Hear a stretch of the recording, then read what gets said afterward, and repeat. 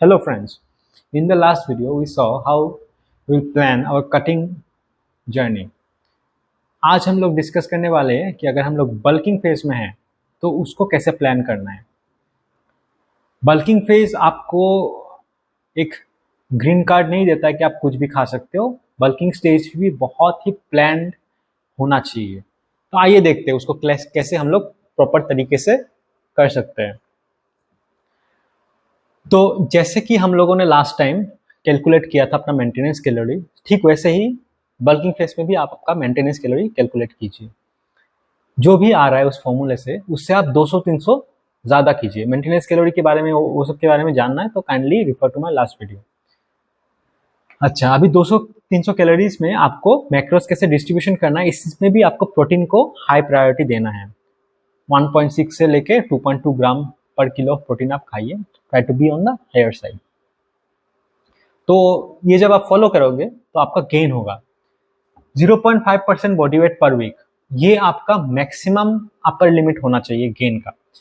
तो इससे ज़्यादा पेस पे अगर आप वेट आपका इंक्रीज हो रहा है वीक बाय वीक तो probably most of it is fats, जो कि हम नहीं चाहते। हम लोग चाहते हैं कि लीन टिश्यू ऐड हो ड्यूरिंग द बल्किंग।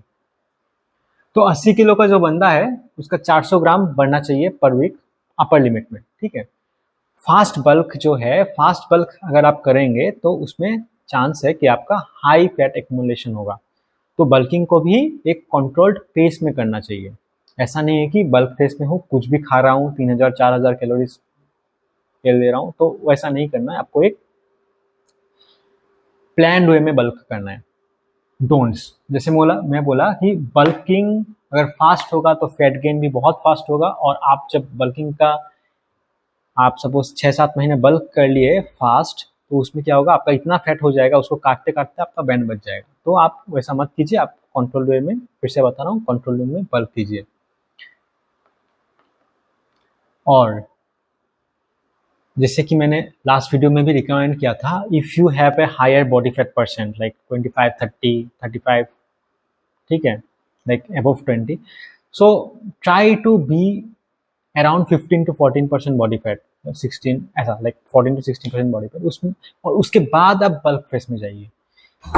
उस लाइक उस अगर आप 14 to 15% रेंज में रहेंगे तो आपका इंसुलिन रेजिस्टेंस ठीक ठाक रहेगा, इंसुलिन सेंसिटिविटी ठीक ठाक रहेगा बॉडी का। और हायर फैट परसेंट में अगर आप बल्क कर रहे हो, सोच रहे हो कि बात तो एक ही है, ऐसा नहीं होता है। उस पे आपका बॉडी कैसे कार्बोहाइड्रेट्स शुगर्स को एब्जॉर्ब करता है, इट कम्प्लीटली चेंजेस। आपके बॉडी में जब फैट ज़्यादा रहता है आपका बॉडी इंसुलिन रेजिस्टेंस हो जाता है। तो आप जितने भी सोर्स ऑफ एनर्जी लोगे, ठीक है, कार्बोहाइड्रेट सोर्स लोगे, आपका वो ब्लड में ग्लूकोज स्पाइक ज़्यादा होगा instead of the body using that energy to repair your tissues. तो इसलिए बेटर है कि आप लोअर फैट परसेंट में आ जाइए और उसके बाद अपना बल्किंग फेज शुरू कीजिए। डूज ऑफ बल्किंग में अगर हम देखेंगे तो पहले आता है प्रोग्रेसिव ओवरलोड। तो जिम में आपको प्रोग्रेसिवली आपका जो ट्रेनिंग है वो बढ़ाते जाना है। प्रोग्रेसिव ओवरलोड कैसे करेंगे हम लोग? या तो रेप्स बढ़ाएंगे, या तो सेट्स बढ़ाएंगे, नहीं तो लोड या वेट बढ़ाएंगे। तो जैसे कि अगर आप 100 किलो का बेंच प्रेस मार रहे हो 10 रेप्स और 3 सेट, ठीक है, तो उसमें आप ये सप्ताह ऐसा मारा, तो नेक्स्ट वीक आप क्या करो, थोड़ा उसको बढ़ाओ। आप कैसे बढ़ा सकते हैं?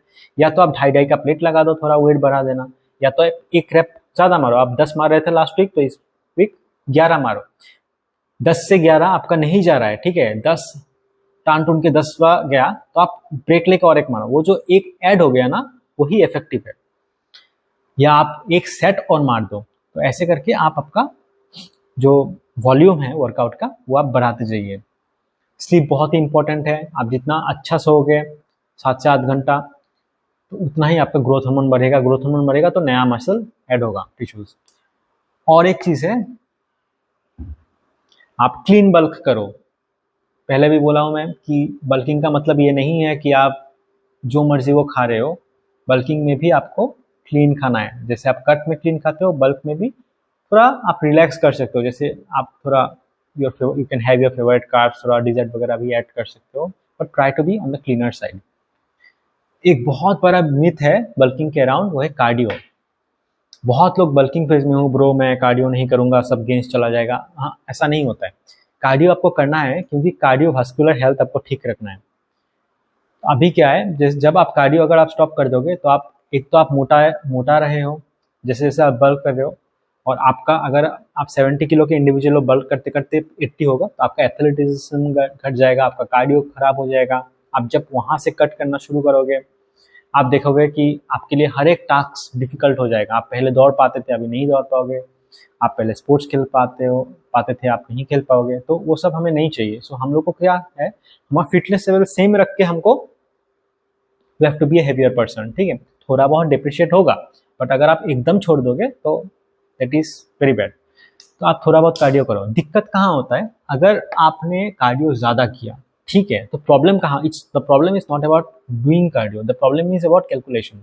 आपने अगर हद से ज़्यादा कार्डियो किया तो क्या होगा, सपोज आपने 3 घंटा रनिंग कर 1 घंटा रनिंग कर लिया, ठीक है। 1 घंटा रनिंग किया तो आपका से 300 कैलोरीज बर्न हो गया, 300 से 400 कैलोरीज।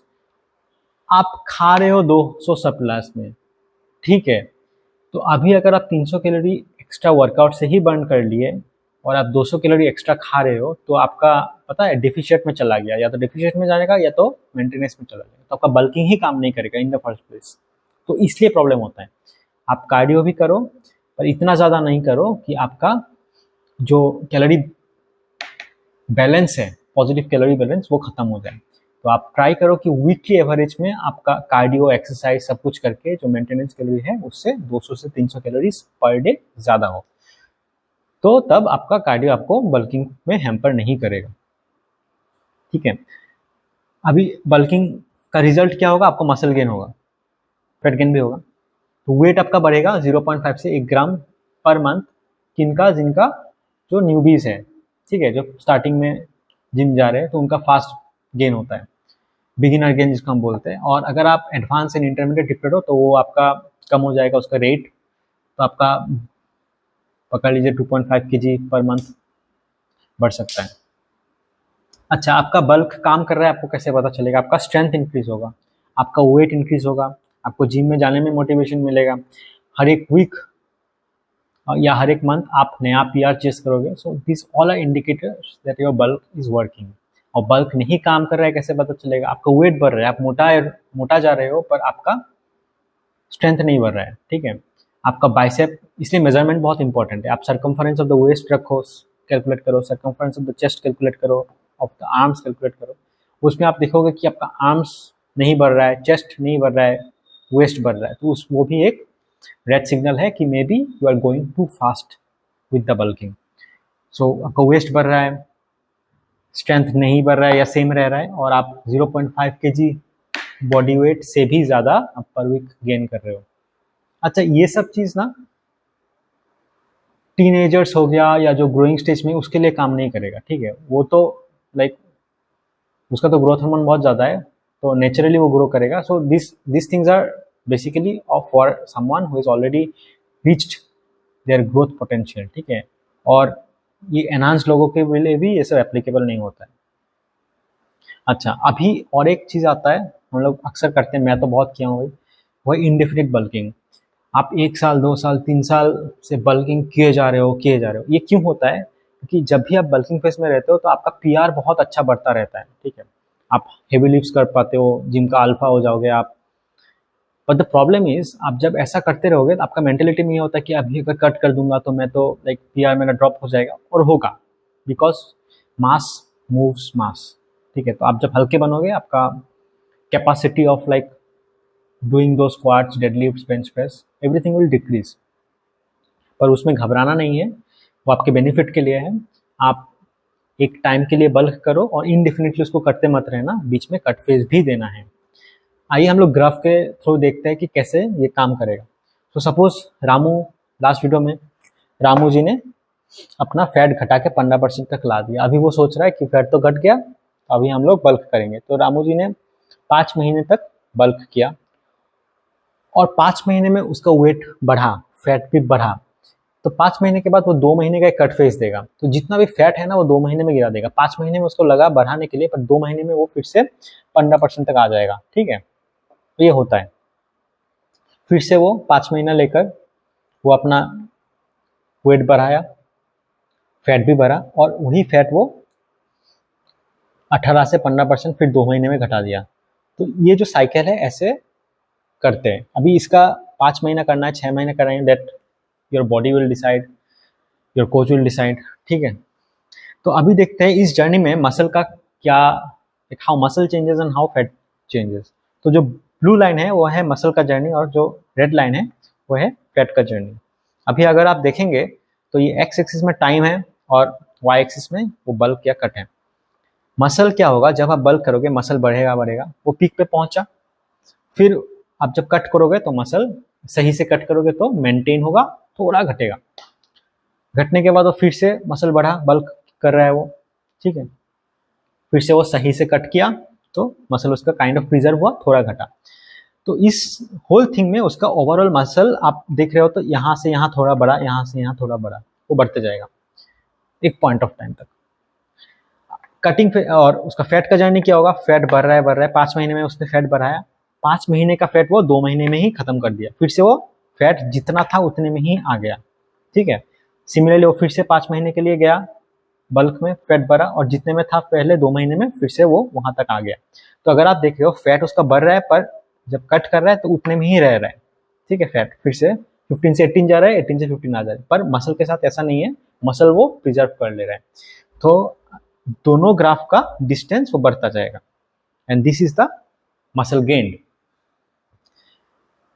तो ये रहा प्रोसेस ऑफ राइट बल्किंग। अभी क्या होता है, जैसे जैसे हम बल्क करते हैं सही से तो हमारा मसल मास बढ़ता है, मसल टिश्यूज आता है, लीन फाइबर, लीन मसल टिश्यूज आता है। उसमें क्या होगा, ये एक गाड़ी जैसा है, जैसे आप एक 1000 cc का गाड़ी लेते हो, ठीक है, वहाँ पे आप 1 लीटर तेल डालते हो, वो 1 लीटर तेल आपको माइलेज कितना देगा, लाइक 15-16 दे रहा है। वही जब आप अपग्रेड करते हो, हम लोग जब मसल ऐड करते हैं हम अपने बॉडी को अपग्रेड कर देते हैं। तो 250 cc 2500 cc का आपने गाड़ी ले लिया, ठीक है, वो अभी क्या है, वो आपको 6-7 किलोमीटर पर लीटर का माइलेज देगा, आपको ज़्यादा खाना इजीली आपको बर्न हो जाएगा। तो वही हमारा टारगेट होना चाहिए। जब भी आप टिश्यू ऐड करोगे तो आपका मेंटेनेंस कैलोरी जो हम लोग कैलकुलेट किए थे लास्ट ईयर वो आपका बढ़ जाएगा। इसलिए जो फॉर्मूला है मेंटेनेंस कैलोरी का, वो एक जेनरिक फॉर्मूला है, वो सबके लिए सेम नहीं है। आप मेंटेनेंस कैलोरी जब भी कैलकुलेट करेंगे, आप वो फॉर्मूला से जो भी आता है उसके हिसाब से आप 1 सप्ताह 2 सप्ताह खाइए। खाने के बाद अगर आपका वेट सेम रहा मतलब ठीक है, वेट बढ़ा तो आपका मेंटेनेंस कैलोरी उससे कम है, ठीक है, और वेट अगर आपका घट गया मतलब आपका मेंटेनेंस कैलोरी उससे ज़्यादा है। तो उसके हिसाब से आप एडजस्ट कीजिए, उसके बाद आप आपका डाइट प्लान कीजिए, कटिंग फेज हो या बल्किंग फेज हो। तो that's it, I hope you got some insight. आप जब भी बल्क करो तो थोड़ा ये फॉलो करके करना, ताकि आपका सही बल्क हो, फैट ज़्यादा ना बढ़े, मसल भी आए। और हमेशा याद रखिएगा कि मसल बढ़ाना फैट लॉस से ज़्यादा डिफिकल्ट है, तो इसलिए you have to be more patient, you have to go for long bulk, kind of 5 months 6 months you have to go. ऐसा नहीं कि 2 महीना 3 महीना बल्क किया नहीं होगा, आपका स्ट्रेंथ, मसल स्ट्रेंथ, पावर वो सब इंक्रीज होते होते फिर से आप कट पे चले जाओ, वो भी मत कीजिए। बहुत इंडिफिनिटली बल्किंग भी मत कीजिए, पर ऐसा भी नहीं कि बल्क फेज बहुत छोटा रहे। That's it, thank you for watching. If you like my video then comment कीजिए कि नेक्स्ट वीडियो किस पे बनाना है। Take care, bye bye.